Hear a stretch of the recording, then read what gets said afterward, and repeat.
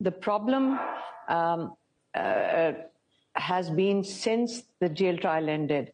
They haven't allowed us over the past 10 months to visit with our brother. He's been in solitary confinement. It is considered torture according to Pakistan law. It's considered torture more than 5 days, and some say it's 15 days, but it's considered torture if you're in solitary confinement.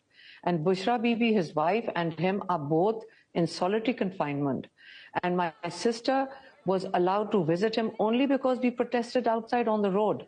We would sit outside for hours, and then they would say they pick and choose. And they would allow my younger sister, Dr. Uzma, to visit.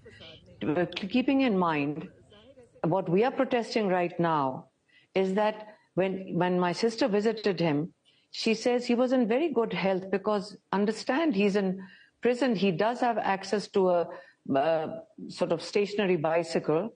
He has a stationary bicycle, and he exercises. So he exercises and is a person with minimum food, like nutritional needs. So he's very fit physically. I think my sister, as she said, looked better right now than he was before he went into prison. But that's not the point. She said he was so upset and so angry. He says the mental torture that he and his wife, Bushra, are being subjected to is worse than physical torture, because isolation is considered the worst form of mental torture. And he was very angry, and of course he sent out a message. He said,